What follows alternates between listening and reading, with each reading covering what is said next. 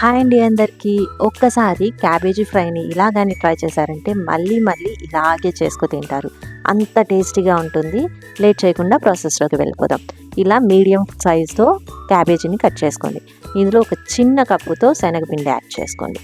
అదే కప్పుకి half cup కంటే కూడా కొంచెం తక్కువగా కార్న్ఫ్లోర్ని యాడ్ చేయండి. ఇప్పుడు 1 టేబుల్ స్పూన్ కారం యాడ్ చేసుకోండి. అలాగే కొద్దిగా గరం మసాలా, కొద్దిగా జీలకర్ర పౌడర్, అల్లం వెల్లుల్లి పేస్ట్ కొద్దిగా, మీ టేస్ట్కి తగ్గట్టు సాల్ట్ యాడ్ చేసుకోండి. ఫస్ట్ వాటర్ వేయకుండా దీన్ని బాగా ప్రెస్ చేస్తూ కలపండి. క్యాబేజ్లో ఉండే వాటర్ మనకి లైట్గా వస్తుంది.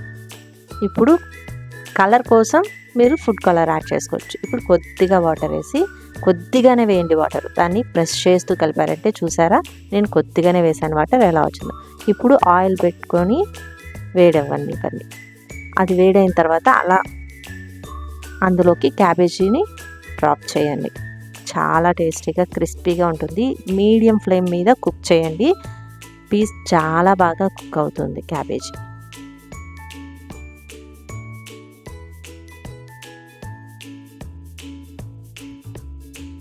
చూసారా, క్రిస్పీగా ఎంత చూస్తుంటేనే అసలు ఎంత క్రిస్పీనెస్ ఉంటుందో. ఒకసారి ఇలా ట్రై చేయండి. ఇప్పుడు రిమైనింగ్ది కూడా తీసి ఆయిల్లో వేసి ఫ్రై చేసుకోండి. చాలా టేస్టీగా ఉంటుంది. ఈవినింగ్ స్నాక్స్కి టీ తాగుతూ ఇది తిన్నా చాలా బాగుంటుంది. అలాగే మనం సాంబారు, పప్పుల్లోకి కూడా చాలా బాగుంటుంది. మీరు ఇలా ఒకసారి ట్రై చేయండి. అలాగే మీకు ఎలా వచ్చిందో కూడా కామెంట్ బాక్స్లో కామెంట్ చేయండి. అండ్ పోతూ మా ఛానల్ని సబ్స్క్రైబ్ చేసుకోండి. Thank you for watching.